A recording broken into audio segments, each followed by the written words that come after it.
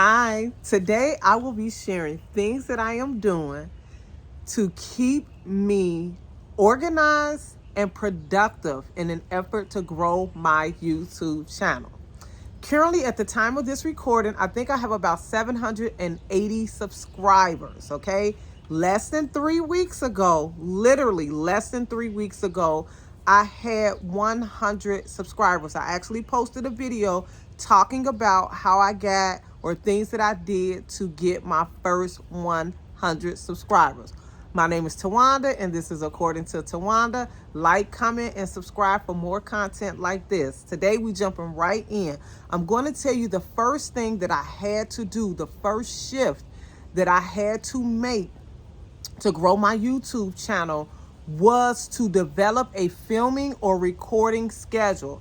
I am an extremely introverted person. It may sound weird or odd that I am out here on the internet, on YouTube, in the YouTube streets, being an introvert, okay? But that is the first thing. Being an introvert, I require a lot of downtime, a lot of time to myself.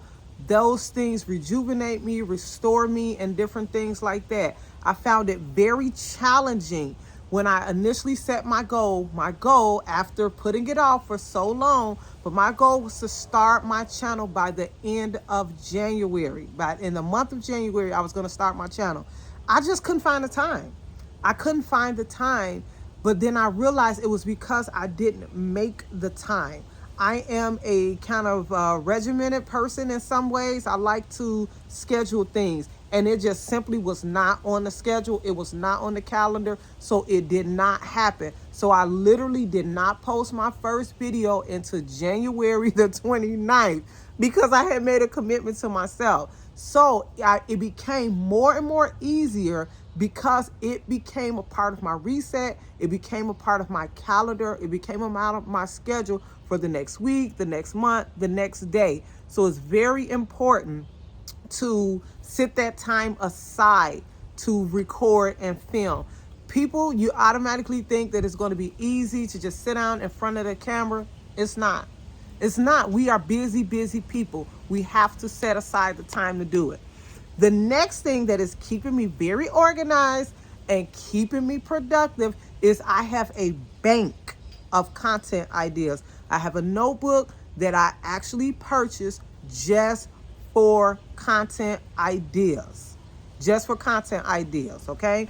So I typically will, even if I'm out and I don't have that notebook with myself, I will put it in the note section. I'll text it to myself and then add it to the notebook at a later time. So always having an idea, because that's where I've known a lot of people that have shared that they failed at. They post a video, and sometimes videos go really, really well, but they didn't know what they was going to do next. So having a list, a bank of content ideas to pull from will help you be very helpful in producing content. The next thing is you have to commit to an upload schedule. One of the things that I'm doing to help me commit to an upload schedule is I'm letting the subscribers know when the next video is coming out. So I've committed myself. I've told them that it's going to be coming out. So I'm ultimately committing myself, which also, if you're doing a lot of editing and different things like that, you need to make the time for that. It takes a lot of time to edit videos, especially some of the videos that a lot of people put out. So informing your followers, your subscribers, when the next video is coming out is very helpful, because you want to hold that commitment to yourself as well as to the subscribers. So that's a big tip, letting people know when the next content is coming out rather than keeping it to yourself. Because if you keep it to yourself, you can put it out for a day or two, a week, a month, a year. So let the people know. Okay, the next thing, I also schedule my time to respond to content. As your channel grows, honey, as your channel grows, the comments will be coming in. People have questions, they have ideas. They, a lot of times they just want to let you know that they found the information helpful. Remember, also in our content, we're asking them to comment to us. We're asking them for suggestions, for content ideas. So you need to have time set aside to interact and respond to the people. Okay. The next thing that I think I mentioned it in another video, I call it power to the people. And that is once I'm responding, once I'm reading those comments, I'm giving the power back to the people and producing the content that they want to see. That's another thing to keep you organized and productive, giving people what they want, giving the power to the people. So it helps add to your content bank. The next thing that I'm really learning, I am really learning this here is the hook and the bait. Just jump out there and get that video started. I'll forget all the little fuzzy warms up and all that type of stuff. They already know who you are. They already know. It's on the channel. They can look and see. But you can move that instead of at the beginning of the video, move it to a different time of the video. Another person that talked about this, let me tell y'all about my girl, Inside a Nurse. Check her out if you're not subscribed to her. Inside a Nurse just did a fire video on YouTube growth. Inside a Nurse. Go and check her out. She gives you what I like to say is the behind the scenes on how we are living as nurses. We are all not running around here mad, sad, or grumpy, okay? She is showing you how to live as a nurse. Inside a Nurse. Check her out. But the hook and the bait, because you want to grab the audience in. Look at your analytics, see where people are dropping off at.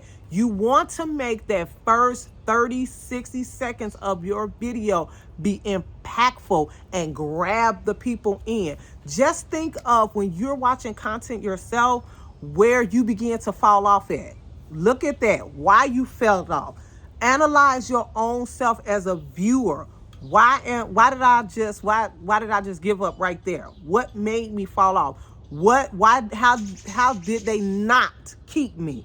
So analyze yourself as a viewer and see what things did or did not work for you.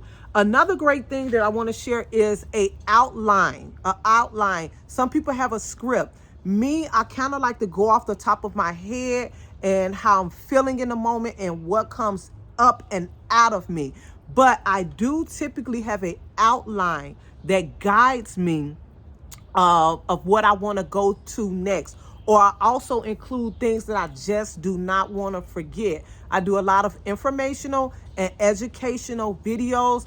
I love to educate people. It is a huge passion of mine. And when I am delivering content, I hate if I finish the video. It's a pet peeve for me. If I finish something, if I finish delivering a message, delivering information to people, and I remember something that I wanted to include or could or should have included. There's always going to be something, but having a guide, a outline, a script, or whatever you need is very helpful in producing content and keeping you organized and productive.